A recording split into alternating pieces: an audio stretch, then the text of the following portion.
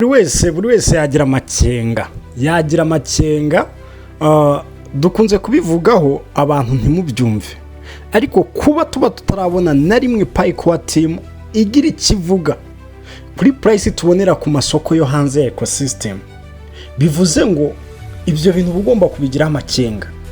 Ikindi payi kwa team ubwayo ibivuga ko payi ibyayo cyangwa se payi yabo ntibarirwa muri ayo masoko hanze. Payi kwa team sico yakorewe, icya payi coin yabo yakorewe muri exchanging goods and service, donc ikaba nk'imwe muri currency ishobora kwifashishwa muri iyo trading ya goods and services.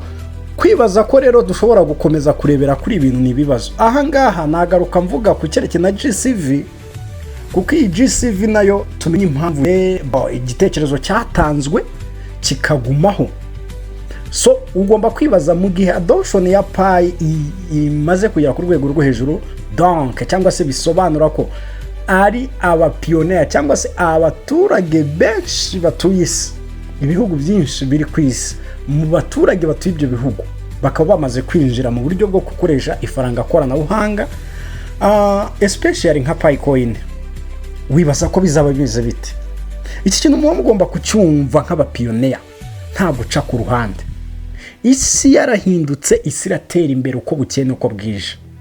Wowe birengaho uri nkande, wowe byirengagiza uri nkande. Abantu mwarahagurutse, ntabwo mukiri kureba ibintu byo kuvuga ngo reka twumve turebe impinduka zirashoboka. Twagiye kutubona evolution ya technology itandukanye mu bihe bigiye bitandukanye. Kubera iki se abantu mutagomba kumva ko n'ifaranga koranabuhanga kugeza ubu nka Pi rishobora kuyobora ahantu? Reka twiganirire. Twagiye tubona coin nyinshi, tuvuge nka za Bitcoin. Ntabwo Bitcoin yavutse iri ku madolari 100,000 by'idolari, oya, yaje gake, bamwe barayipinga ntibabyemera. Ndetse icyo gihe bimwe mu bihugu bimwe na bimwe abantu barabivugaga, bamwe bagafungwa bakirukankwaho. Muravuga ibiki? Murasikama abantu, ibyo bintu ntibyemewe, bigafatwa nko kuba waba ufite umutwe w'iterabwoba. Ariko kugera nowadays ntekereza ko state zose cyangwa se ibihugu byose n'abaperezida benshi bashobora kwifuza kugira ama Bitcoin cyangwa kugira nani zabo muri Bitcoin, kuko barabizi ko ari ryo faranga rihenza aka kanya kuri isi. Ntekereza ko waba ufite nka Bitcoin 100 ntabwo yakumva ari igihombo kuri we, ntabwo bishoboka. So rero nk'umuntu wo hasi vugira urwego barizwa udafite, ugomba ibintu babije gusa. Ntabwo Pi network yaje gutyo gusa, iba yaje ari ibintu barebye. Buri muntu wese agiriye impano. Wowe ufite impano yo gukora bya bintu ujye ushobora, hari n'undi ufite impano yo kureba future of the people batuye isi, ariko akanareba muri iyo future y'abo bantu batuye isi hazakenerwa iki. Turi mu isi yo koroshya ubuzima hifashishijwe ikoranabuhanga, tugashaka ibisubizo byinshi kuko ibibazo byatangiye kutubana byinshi. Abantu ntabwo bashaka kubyumva. Kugera ubu umuntu arahembwa amafaranga 500 ku kwezi nk'umushahara, ariko n'ubundi agakomeza agasonza. Si uko ayo mafaranga ari make, ahubwo ibibazo ni byinshi ugereranyije n'umusaruro turi kubona. Bivuze ngo niho handi dukeneye ikoranabuhanga. Twabonye AI, artificial intelligence, ubwenge karemano, ubwenge buhimbano. Ubwo bwenge buhimbano ni nk'amarobo agiye kuza kudufasha kubona umusaruro mwinshi, kubona ibisubizo byinshi by'ibibazo dufite. Kubera ko ibisubizo dufite biracyari bikugereranyije n'ibibazo dufite. Dufite ibibazo ibihumbi n'ibihumbi, mu gihe dufite ibisubizo bitageze no ku 10. Niyo mpamvu rero Pi network nk'umupioneer, nk'umuntu mushya wayumva, take care. Ibi bintu ugomba kubyita. Ugomba kubyita, ntabwo ibintu byaje gutyo gusa. Nowadays cyangwa se muri iyi minsi barimo barafotora bino by'indangamuntu koranabuhanga, digital ID. Tugendana imibare gusa, cyane ko ari amakarita benshi mwayataga. Manu uzagasiragiro ko gushaka ID warayitaye. Ni ibintu biteye ubwoba. so mwebwe rero mubona abahanga batekereje bakavuga dushaka igisubizo cy'ibi bintu bikaba ibindi bantu bati isi irarangiye igize gute irangiye ubundi isi yarangira benshi muri twe tubayeho nyine ubundi tubayeho n'ibintu biri aho man iyi Pi network abantu tuba tuyireba to kumva ngo n'ibintu bidakunda n'ibintu bidazashoboka reka ubwire ngo uribeshya ishobora gufailinga okay hakaza ikindi kintu kiri nkaho kigakubita that's why abanyarwanda bakunze kuvuga ngo bagarira yose kuko utazi rizera n'irizarumba Pi network ntabwo bagusabye ngo ushora ayo mafaranga yawe gumana kuri business zawe ugira application udonde mining gato cyane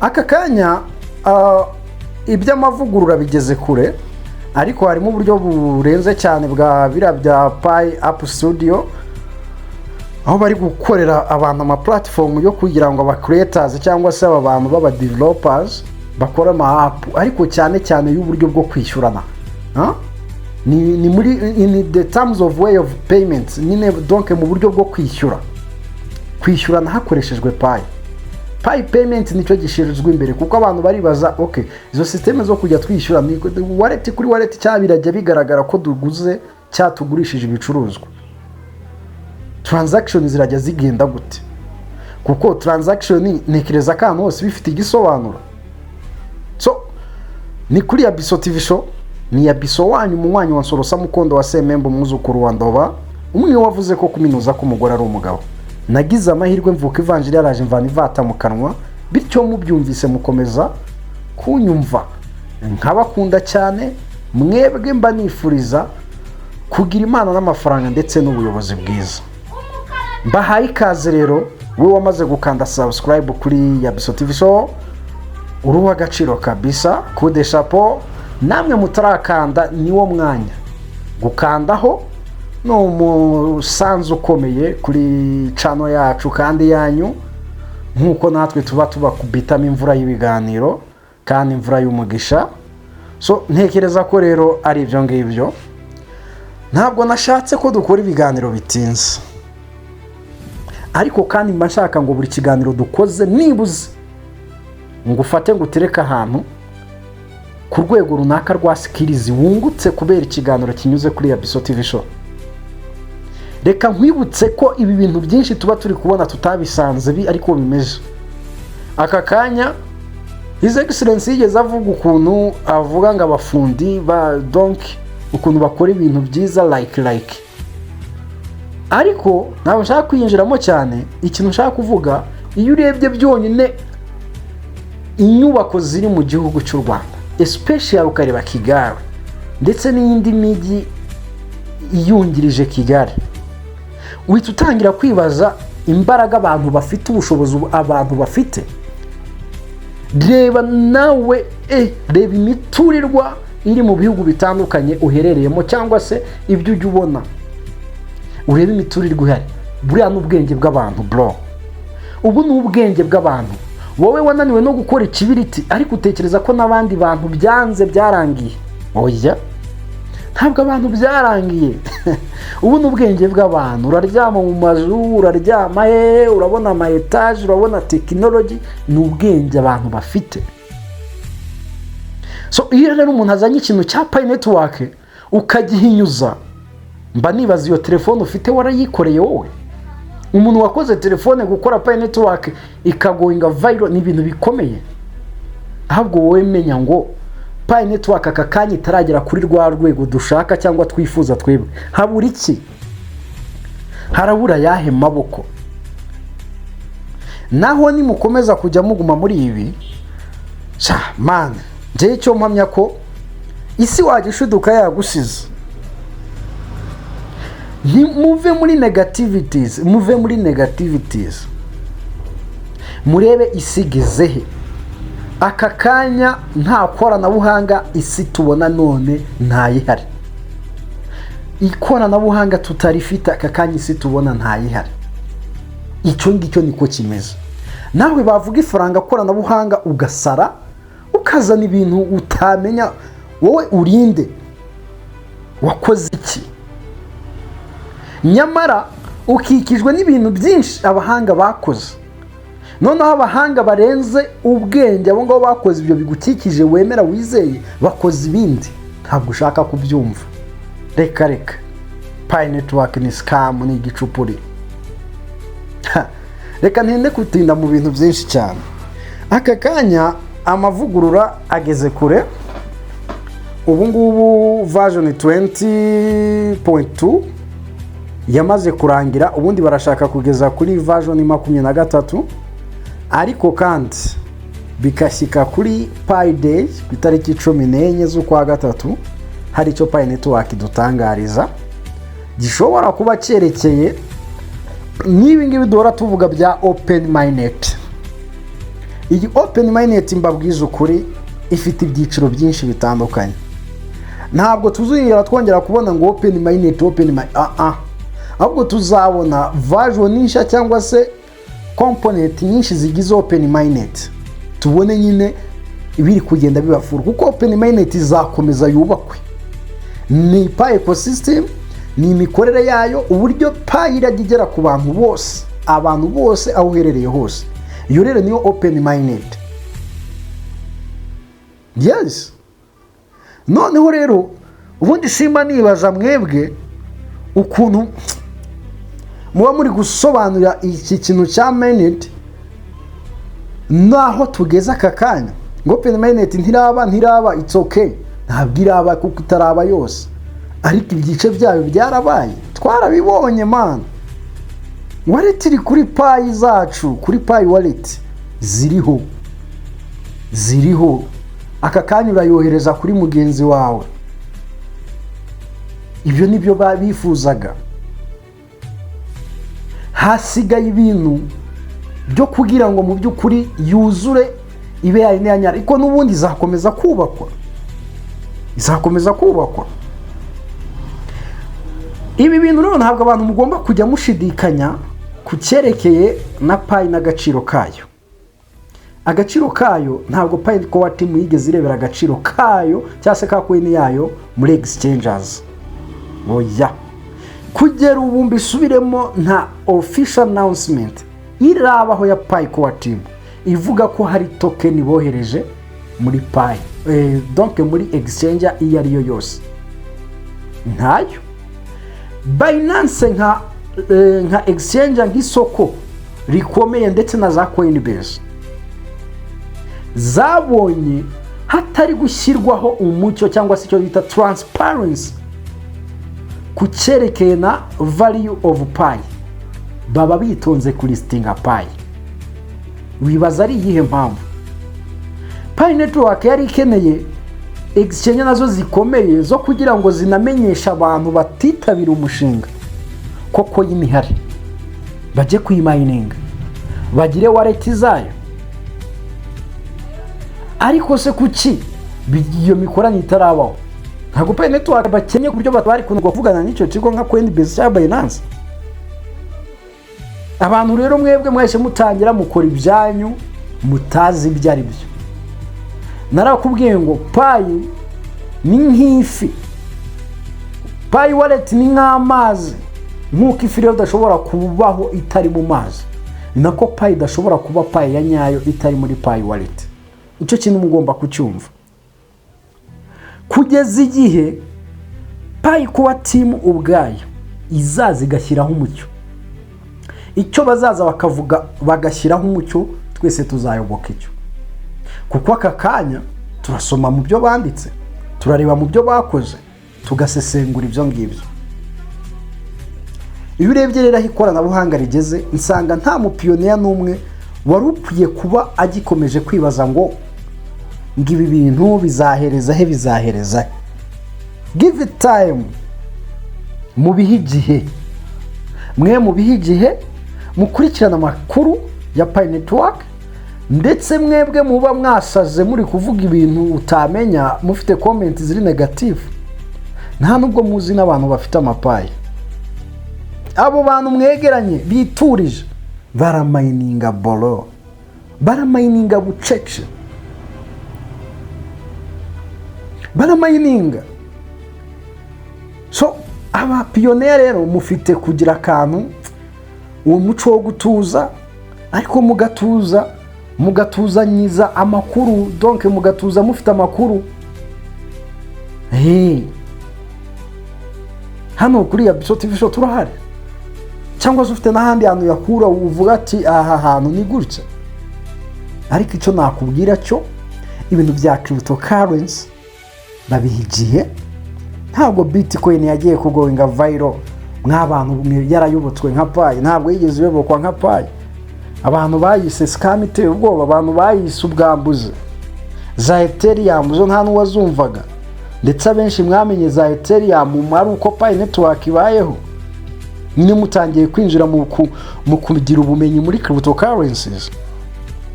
So none aka kanya sinzi ikibarakaje. Abantu benshi rero kugera ubu biteze ikishobora kubaho kuri Pi Day. Ubwo no kuvuga ngo ejo bundi kuri tariki 26 twabonye itangazo rya Pi Core Team, ariko nta byari birenze ko ari ugukomeza kuvuga ku bya anniversary ya Open Network n'utundi bya Pi App Studio. Ariko kugera ubu turabizi neza ko buri cyumweru baduha updates. So buri cyumweru rero bagomba kuduhereza ni iki kigiye kubaho kuri Pi Day. Ese baravuga iki, biragenda gute? Kuko niho twiteze nibura ijambo rindi ahari se rishobora kuvuga kuri Open Mainnet, ariko bakabivuga atari bya bintu biciye ku ruhande, cyangwa se bakatubwira ati at least coin yacu igeze kuri percentage runaka kugira ngo isuccessinge cyangwa se igere handi dushaka. Ariko kugera ubu nta transparency Pi Core Team igeze ishyiraho ku cyerekeye na coins. Pi coins ziri kuri exchange, ziriya twabonye abantu bagiye kugura cyangwa se bagiye kugurishayo, nta transparency hari. Kandi nizo exchange ubwazo nta na rimwe zigeze zibivuga, nta nimwe yigeze ivuga ngo twaristinze ama IOU twagize gute ntabo. Kugera ubu Pi Core Team amakuru itanga ku bibazo isubiza iravuga ngo twebwe twavuze ko abantu mugomba kwitondera ibijyanye n'amasoko atemewe. Ntabwo bashobora kumentioninga ngo ni rero itemewe. Iyo niyo transparency abapionnier babura yo kugira ngo bamenye ese tujye kugura tugurishe. Kuko Pi Core Team igaruka ivuga ngo coin yacu ntabwo yaremewe cyangwa yabereyeho kugira ngo igurishwe gutyo gusanga abantu babone fiat money, especially yakozwe ngo ikoreshwe as payment mu kugura no kugurisha ibicuruzwa, kandi ibyo bikabera muri Pi ecosystem. Iyi Pi Core Team yabonye ko nubundi amasoko azaza hagacuruza ya coin yabo, nabo ubwabo bishyiramo DEX cyangwa se bishyiramo ama exchange azajya yifasha ushaka fiat money bo bakayimwihera. Ariho mwabonye muri bya buy Pi on lamps, bivuze ngo wanayigurisha on lamp. Urajya ushaka ku amafaranga mu ntoki ajya nyura muri Pi ecosystem abone amafaranga mu ntoki. So wibaza ko nibagera igihe bagashiraho restrictions cyangwa amabwiriza abuza abantu kubona coin ahandi hantu hari hose bitanyuze muri Pi ecosystem. Ariko ibyo bishoboka mu gihe ari coin yaba yitabiriwe yagize adoption, community yabaye nini, isi yose yitabira, ibihugu byose byayemeye, barangiza iyo coin igakoreshwa na za nganda zikomeye cyane bya bigo bikomeye bifite service z'ingenzi cyangwa dukenera mu buzima bwa buri munsi. Abantu bajya gushaka izo service bagasabwa kwishyura hakoreshejwe Pi. Iyo Pi bajya kwishaka bakajya kwishaka muri Pi network ecosystem. Icyo gihe Pi mwabona ibiba. Niyo mpamvu nyamubwira ngo ari byo uzabyuka usange ibyo ufite muri telefone yawe nawe ubwawe usakuze wishimira umutungo ugezeho. Kuko ibi bintu ntabwo isi yose bifite, isituwe n'abaturage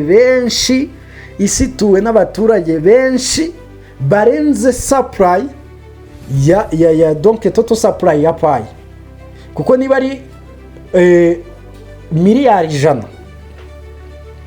ijana za payi, nese wibaza izo ngizo ntabwo ari ibintu bikomeye, ntabwo ari ibintu bikomeye. 100 billions of pie ntabwo ibyo birenze, kuko abantu batuye isi bonyine barengeje umubare w'izo total supply kandi bazakenera buri munsi. Rero umuntu urebera pie network hafi aha arambabaza pe, ntabwo nabura kubikubwira. Njye ubwo icyo gihe uba wanshanze, mba ndi kwibaza kubera iki uri kubitekereza muri ubwo buryo wowe. Nshoza ikiganiro reka nkubwire ko pie network ntabwo yaje gutyo gusa. Uko byasa kose ari ba nyirawo bari bakeneye gukora ikintu kiri viral, kiri dope, ariko kandi n'isi yose dukeneye ibintu nyine by'ikoranabuhanga tukoresha ubuntu. Nkava hano mu Rwanda najya Canada, najya Europe, ngatwara telefone yanjye nzi ko ndageraho ngakoresha ya coin mfite kuri telefone, ntari buze kujya gushakisha ngo mu ntanga amanyarwanda bamamayero ngo bamikiwe. Ibyo bikavaho, ibyo bikarangira, abantu tugakoresha ifaranga koranabuhanga.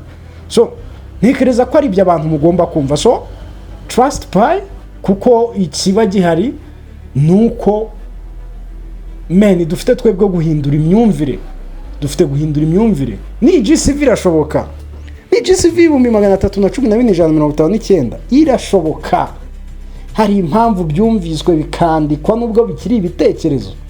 Ntabwo pie kwa team yigeze bigira official ngo we support GCV, no, but barayeme bane icyo gitekerezo kandi nabo babikunda. Even though bagiye bavuga ko kuba abantu bavuga GCV bituma abantu batekereza nka pie network cyangwa se n'abari muri mushinga wa pie nk'abasazi, babone ko ibyo bintu bitazashoboka. Bityo pie kwa team nayo ikaba yarashatse ku buryo bwo kuva muri ibyo bintu no gushaka kubirwanya, bavuga bati ibyo bintu twigeze tugira gutya na gutya, n'ibitekerezo by'abantu bisa no kubirwanya. Ariko nabo barabizi ko iriya GCV ba confirmed byaba biri dope, byanagira umumaro munini cyane. So rero hano mba ngomba kuza nkakwibira ko kabanga, nkakubwira ngo menya ko nibi bindi byose turi kubona byakozwe aka kanya bikaba bifite ako gaciro. Ibi bintu byinshi biri around of you, bintu byinshi bigukikije byarakozwe, urabyemera, bigira agaciro, biragahabwa. Ntabwo uzi uburyo byahawe ako gaciro. So rero kwikoranabuhanga kuri iyi si turi kujyamo itwawe n'ikoranabuhanga, please don't ignore, wikirengagiza ibi bintu. Ahubwo we niba unanashoboye coin yari yose uzabona wa mining bigakunda, mine please. Ibindi trust the way, trust the process of pie network, ibindi muzarebe ko bitazabaho. So reka nkubwire ngo naho mu bindi biganiro.